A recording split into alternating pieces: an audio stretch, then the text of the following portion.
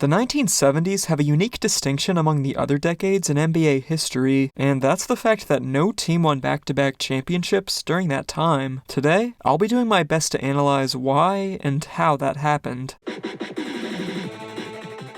The 1971 New York Knicks. After winning the 1970 championship in iconic fashion, the Knicks made very few changes that offseason. In fact, it looked like the Knicks would have an even easier time in the East, now that the Milwaukee Bucks had moved to the Western Conference. The Knicks finished the 70-71 season with a 50-32 record. They defeated the Atlanta Hawks in a comfortable 5 games in the East semifinals, but during the series, Willis Reed suffered a left shoulder injury when he ran into Hawks center Walt Bellamy. The injury would have a big effect on Reed's shooting, as he only shot 41.3% from the field and 66.7% from the free throw line throughout the 1971 playoffs, both considerable dips in his usual shooting splits. But the Knicks had still made it to the East Finals, and their opponents were the Baltimore Bullets, a team the Knicks had beaten twice in the last 2 postseasons. And better yet, Bullets power forward Gus Johnson was dealing with severe injuries that led to him only playing 2 games in the East Finals. But thanks to some incredible perseverance, the Bullets ended up pushing the Knicks to 7 games. Willis Reed's chronic bad knees were a factor as well. Wes Unseld was a killer on the boards this series. He led 6 of the 7 games in total rebounds, and Gus Johnson's replacement, John Tresvant, also contributed greatly on that end. Jack Marin had a great series, but the real star of the East Finals was Earl Monroe. If I ever make a list of the greatest individual player battles, then Monroe versus Walt Frazier in the 71 East Finals would definitely be on it. Game 7 in Madison Square Garden was a super gritty and close game throughout, and despite Reed taking 2 pain-killing xylocaine shots in his knees, he was still able to have a great 24-point and 12-rebound game.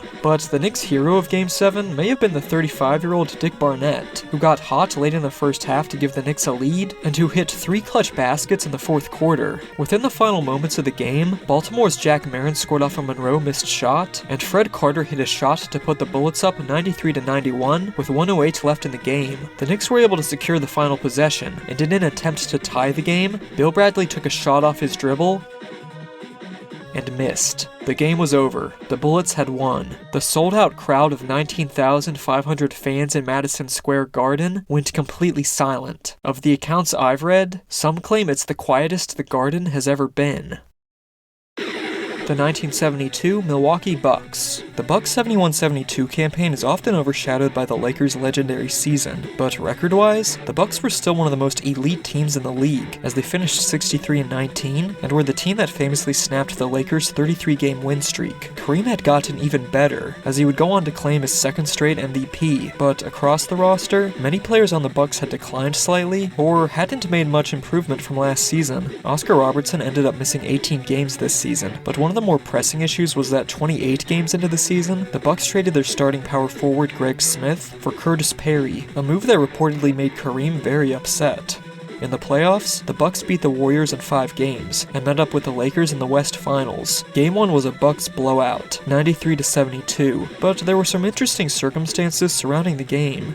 In order to televise the game, ABC technicians installed extra lights around the Forum. Several Lakers players, most notably Gail Goodrich, said the lighting was far too bright, and so did Lakers owner Jack Kent Cooke. So when the team scored 50 less points than their normal average, the complaints about the lighting became even louder. Bill Sharman also thought the bright lights took away home court advantage, so ABC had to take down the lights in the Forum. Kareem had a great series, but Oscar Robertson only averaged 9 points on 36.1% shooting from the field. The Lakers had a ton of inefficiency problems throughout the series as well, especially Jerry West, who shot 34.8% from the field. Honestly, Jim McMillan was the guy who saved the series for the Lakers, as well as Wilt Chamberlain, who started off slow, but he really stepped up for games 5 and 6. The 72 Bucks did put up a valiant effort in defending their title. The Lakers were just a little better.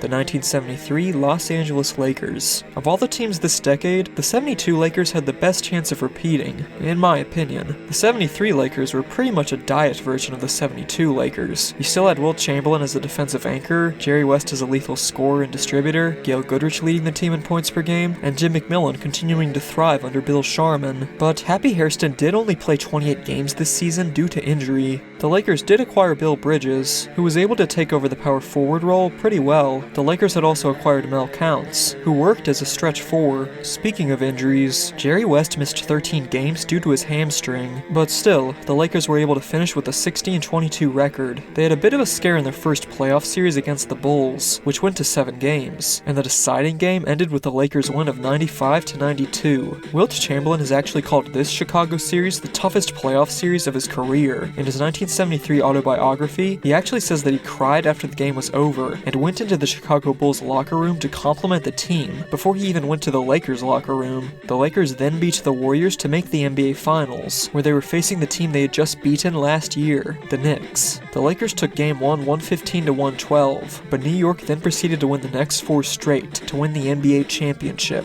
On the surface, it seems like this series was never really close, but it was actually closer than many remember. The following quotes are from Wilt's 1973 autobiography. In the 4th game, the Lakers came back from a 21-point deficit and trailed only 94-92 with 48 seconds left. Dave DeBusschere took a rebound that I had been fighting for with his teammate Willis Reed, and Dave just threw the ball up in the air, hoping to draw a foul, but, as he later admitted, never dreaming the ball would go in the basket. It went in though, and that destroyed our momentum. When Dave hit his free throw, the Knicks had the game wrapped up. In the very next game, the Lakers rallied from a 14-point fourth quarter deficit to cut the Knicks' lead to 84-80, with 3.5 minutes to play. When Jerry West missed an easy jump shot for us, the Lakers' Bill Bridges grabbed the rebound in close and put the ball in the basket, just as DeBusschere had in the previous game. I had a good view of the play, and it looked to me like Bill was fouled on the play, just as I had fouled DeBusschere in the previous game, but the official called it the other way. He said Bill committed the foul. Instead of the Lakers trailing just 84-83, assuming that Bridges made one of his 2 free throws, the Knicks got 2 free throws. Bill Bradley made them both, and the Knicks took an 86-80 lead. The official's call turned out to be a 5-point play, a 6-point Knick lead instead of a 1-point Knick lead. And that was the game, and the 1973 NBA championship. The 1974 New York Knicks. Willis Reed had missed almost all of the 1972 season due to injury. He was able to squeeze out just about every last bit of talent he had in 1973, because he also practically missed the entire 73-74 season, finishing with just 19 games played. In the playoffs, he only averaged 3.4 points per game. He then retired at the end of the season. 1974 was actually the final season for a lot of the Knicks' key players. Dave DeBusschere retired after this season, primarily due to an abdominal muscle strain. The injury led to him coming off the bench for the playoffs, and after the Knicks ended up losing to the Celtics in the East Finals, DeBusschere was quoted as saying, "I have had a good career. Basketball has been good to me. I probably could have played 2 more years, but I know I can't do what I did when I was 24 years old, especially when I look at Cowens out there." Jerry Lucas was a similar case. At 34 years old, he just didn't have that physicality he used to have, and considering Willis Reed was dealing with chronic injuries, the center position was a big problem for the team this season. The Knicks decided to lean on future Hall of Fame coach Phil Jackson, as well as the 6'10" John Giannelli to help try and solve their front court woes.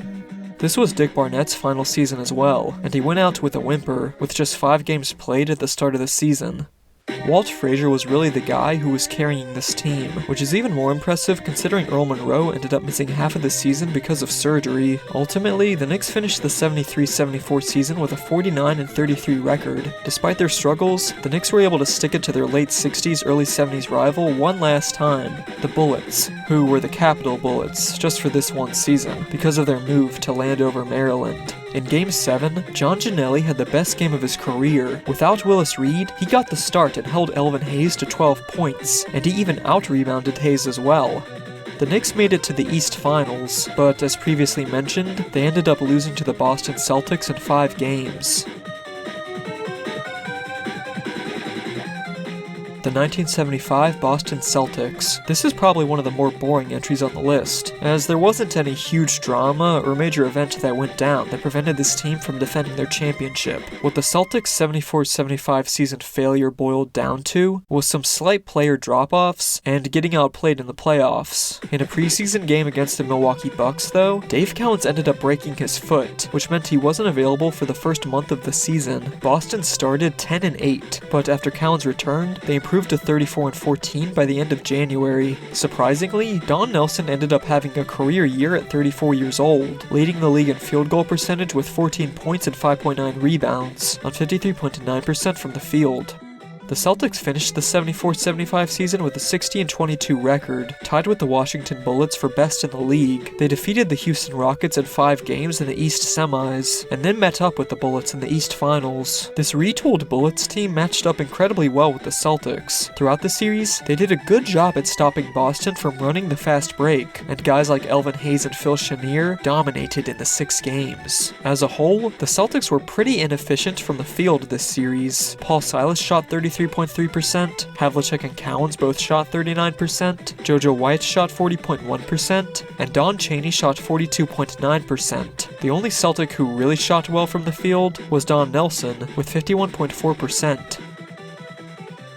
The 1976 Golden State Warriors. This is probably the most contentious and debatable entry on this list, so I'm very eager to hear what you guys out there have to say about it in the comments. After shocking the basketball world by sweeping the Bullets in 4 games, Golden State only continued to improve the following season. They finished the 75-76 season with a 59-23 record, the best in the league. Rick Barry was still as dominant as ever, but you also had Jamal Wilkes and Phil Smith put up great numbers as second-year players. Really, the only piece the Warriors lost after winning the championship was point guard Butch Beard, but then again, they drafted an all-rookie and future all-NBA guard, Gus Williams. Williams put up numbers that were at least comparable to Beard's on paper, and besides, with Phil Smith having an explosive season, the backcourt didn't seem like it was in too much jeopardy. The Warriors defeated the Detroit Pistons in 6 games in the West semis, and moved on to the West finals. Their opponent were the Phoenix Suns, who were returning to the playoffs after a 5-year drought. They had a few veteran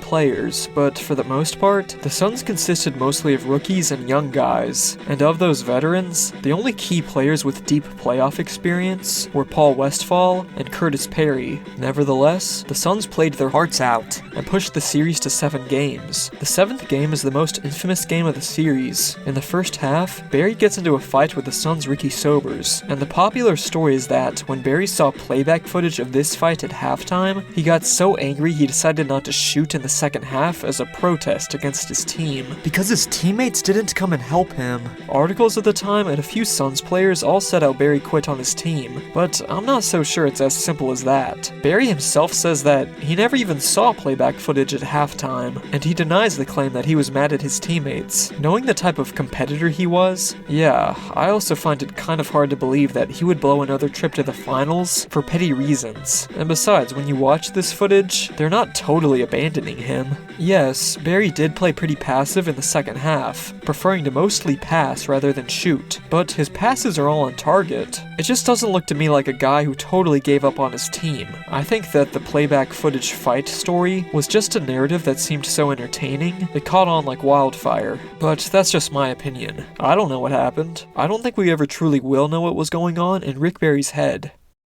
The Warriors actually had a chance to win this series in earlier games, but a few mistakes prevented them from doing so. First, at the end of Game 4, Derek Dickey made one of 2 free throws to give the Warriors a 2-point lead. That missed free throw ended up costing Golden State the game, because seconds later, the Suns' Keith Erickson hit a game-tying shot to send the game into overtime, where the Suns ultimately prevailed. And towards the end of Game 6, Phil Smith was playing a bit of hero ball. The Warriors were down 105-104 with 5 seconds left. And as the final play of the game, Smith decided to drive for the basket. He couldn't get a shot off, so he passed to Jamal Wilkes in the corner, who was then blocked by Gar Hurd. Rick Barry and Dwight Davis had better looks at the basket, but we'll never know what would have happened if Smith passed to one of those 2 guys. The 1977 Boston Celtics. People forget that after winning the 1976 championship, Dave Cowens was seen by many as the best player in the NBA. That's how good he was at his peak, which makes it all the more strange what went down in the 76-77 season. First off, Don Nelson, who had been a key piece for the team throughout the 60s and 70s, retired. Then, the Celtics didn't re-sign their power forward Paul Silas. Instead, they shipped him off to the Denver Nuggets, and this would be a decision that would come back to bite the Celtics in a big way. Cowens was good friends with Silas, and he was apparently very unhappy that Boston traded their all-defense power forward away just like that. 2 new players the Celtics acquired were former All-Stars Curtis Rowe and Sidney Wicks. Good players, but both saw considerable drops in production once they joined Boston, making the front court much weaker than it used to be. This is probably one of the only front office mistakes Red Auerbach ever made.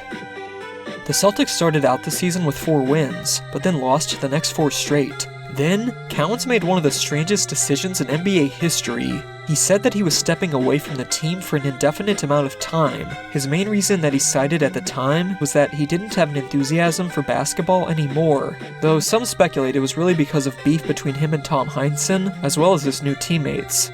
Besides Michael Jordan, it's hard to think of many other guys from NBA history who quit right when they were at their peak. But like Mike, Cowens' retirement wasn't permanent. He returned to the Celtics on January 14th, finishing the 42 games left in the season. But as the Cowens problem was seemingly resolved, a new problem arose. Charlie Scott ended up missing all of February and March due to injuries. In total, he played just 43 games all season. The Celtics finished 1977 with a 44-38 record, ending their 5-season streak of 50-win seasons. This was likely due to 1977 being the ABA merger season. In total, only 3 teams in 77, as well as 78 and 79, finished with 50 or more wins. Despite these issues, the Celtics managed to pick up what few pieces they had and put together a spirited playoff run. They started it by beating George Gervin and the San Antonio Spurs. Then, they met up with the Philadelphia 76ers in the East semis, led by Dr. J, George McGinnis, Doug Collins, World B. Free, and Daryl Dawkins. This series ended up going to 7 games, with impressive performances on both sides. The Celtics took Game 1 thanks to a JoJo White buzzer beater, and Cowens had a ridiculous 37-point, 21-rebound performance in Game 4. Both teams slowed down considerably in Game 7 at the Spectrum. The Sixers held the Celtics to 30% shooting from the field, and World B. Free scored a game-high 27 points off the bench. The Sixers managed to win 83-77. John Havlicek retired in 1978, and the Celtics would fall into a 2-year rut before drafting Larry Bird,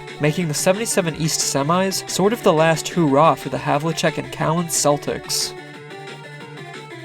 The 1978 Portland Trail Blazers. This team might have the easiest thing to blame for their failure, and that's Bill Walton's foot injury towards the end of the season. I touched on this more in my 70s Trailblazer video, so I'll try not to repeat myself too much. After winning the 77 championship, the Blazers decided to run it back with the same squad, and somehow, Bill Walton looked like he was getting even better. Despite only playing 58 games, he was still selected as the 1978 MVP. In an attempt to have Walton back on the floor for the Blazers' first playoff series versus the Supersonics, the team doctor urged Walton to take a painkiller injection in his broken foot. But Walton putting pressure on his foot only made the situation worse, and he ended up playing just 2 games in the series, which the Blazers ultimately lost in 6 games. Walton's anger towards the team for potentially ruining his career led to a lawsuit against the team doctor, and Walton sitting out the entire 1979 season and demanding a trade.